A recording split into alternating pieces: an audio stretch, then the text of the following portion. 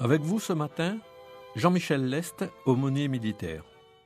Le texte de ce jour se trouve dans Luc 5, versets 1 à 11. Il est écrit: Comme Jésus se trouvait auprès du lac Génézareth et que la foule se pressait autour de lui pour entendre la parole de Dieu, il vit au bord du lac 2 barques, d'où les pêcheurs étaient descendus pour laver leurs filets. Il monta dans l'une de ces barques, qui était à Simon, et il le pria de s'éloigner un peu de terre. Puis, il s'assit, et de la barque il enseignait la foule.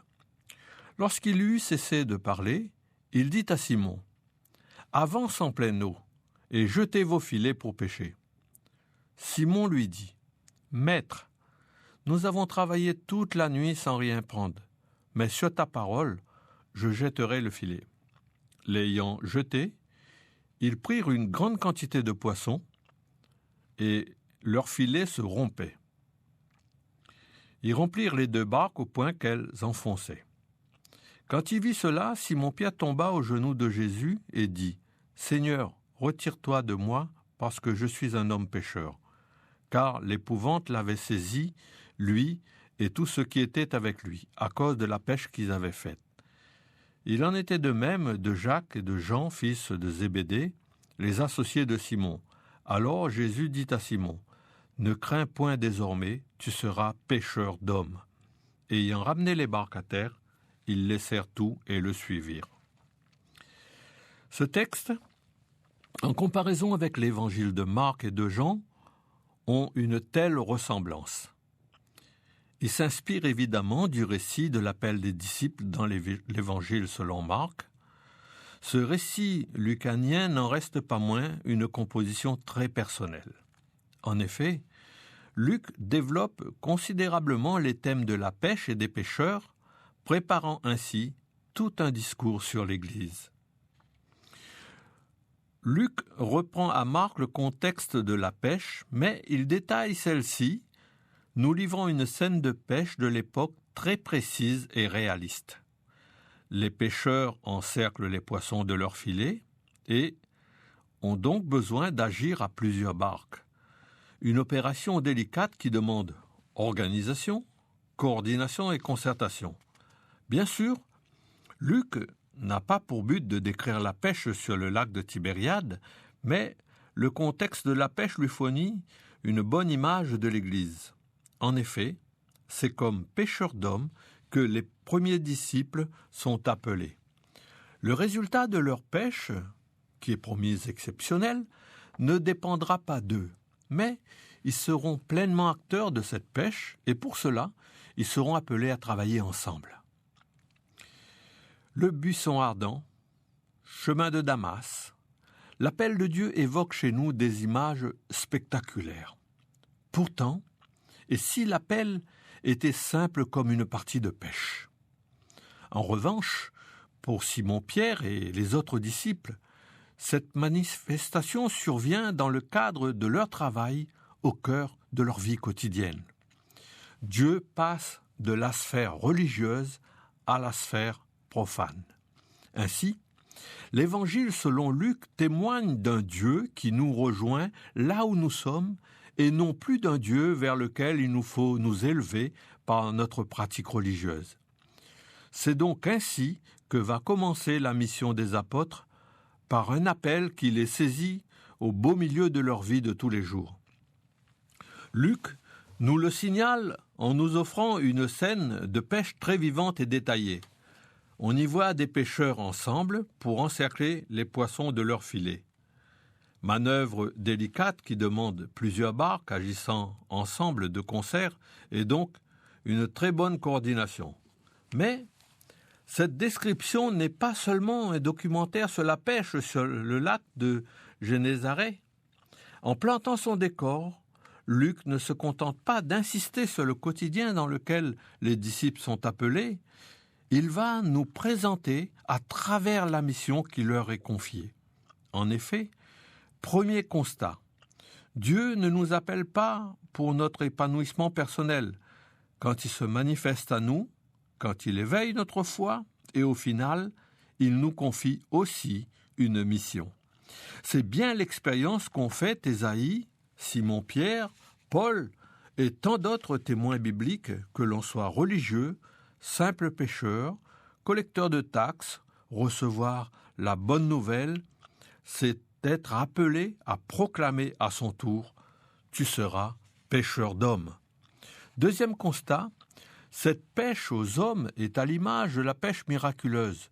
Pierre a pêché toute la nuit, il a déployé tout son savoir-faire et la meilleure heure quand les conditions étaient les plus favorables, mais ça a été en vain. Et alors que le moment est passé, alors que la fatigue amoindrit ses capacités, quand il relance les filets à la demande de Jésus, la pêche est prodigieusement abondante. Notre pêche aux hommes ne dépendra pas de nos compétences, de notre application, des conditions dans lesquelles nous témoignons de la bonne nouvelle. Le succès de notre pêche ne sera dû qu'au vouloir de notre Dieu. Et pourtant, tout comme Simon-Pierre, nous sommes appelés à participer pleinement à cette tâche. La pêche miraculeuse n'est pas la pluie de cailles lors de la traversée du désert. L'Évangile ne nous dit pas que de tous les côtés du navire, les poissons vinrent sauter, se montant en criant « Ohé, ohé, ohé ». Pierre et ses associés vont accomplir leurs gestes de tous les jours. Ils vont déployer leurs compétences, s'impliquer pleinement dans cette pêche, bref, ils vont travailler de la même manière. Si le succès de notre annonce ne dépend pas de nous, nous n'en sommes pas moins appelés à fournir un effort, à engager notre savoir-faire. Jésus ne nous appelle pas à nous tenir sur le rivage pour observer le spectacle, mais bien à mettre notre barque à l'eau, à jeter nos filets, à travailler, et c'est le troisième constat, à travailler comme Pierre et ses associés ensemble. En utilisant la pêche comme image de notre mission de chrétien, Jésus nous rappelle que cette tâche à laquelle nous sommes appelés, que ce n'est pas un travail solitaire. Pêcher seul, c'est voir la barque chavirer, les filets se briser, les poissons s'échapper. Pêcher seul, c'est tout simplement impossible. Il en va de même de l'annonce et du témoignage. Il faut être un géant de la foi et de la spiritualité pour pouvoir annoncer seul face à nos frères et à nos sœurs l'amour de Dieu, la vie à laquelle il nous invite. C'est une mission trop lourde, trop immense pour un individu isolé. C'est ensemble que nous serons porteurs d'une bonne nouvelle, et c'est ensemble, malgré toutes les différences, que nous serons témoins de l'amour de Dieu. Travailler ensemble, c'est faire équipe.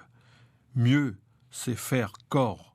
Cela demande de la coordination, c'est-à-dire de la compréhension mutuelle, de la confiance et donc de la communication. Tout comme Pierre fit signe à l'autre barque, sachons demander de l'aide à nos frères et sœurs en Christ, sachons répondre aux demandes d'aide. Le travail en équipe fait partie du savoir-faire que nous sommes appelés à exercer pour l'annonce de l'Évangile. Frères et sœurs, réjouissons-nous. Notre Dieu nous rejoint dans notre quotidien, là où nous sommes. Réjouissons-nous. Il nous appelle à déployer notre savoir-faire, nos compétences. Il nous invite à la joie du travail bien fait. Réjouissons-nous. Il nous donne de n'être pas seuls, mais de travailler en équipe, en communion, en fraternité, même avec les autres obédiences. Réjouissons-nous, car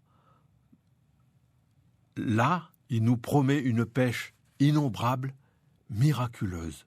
Réjouissons-nous et lançons notre barque à la mer. Il fait de nous des pêcheurs d'hommes. Amen. Avec vous, ce matin, c'était Jean-Michel Lest de l'Église protestante de La Réunion et aumônier des forces armées dans la zone sud de l'océan Indien. Si à la suite de cette émission, vous souhaitez nous contacter, vous avez la possibilité d'écrire à Église protestante de La Réunion, 123 allée des Saphirs, 97 400 Saint-Denis, ou nous téléphoner au 02 62 41 63 91. Quant à moi, je vous souhaite une bonne journée et vous donne rendez-vous au premier dimanche du mois de mars. Au revoir.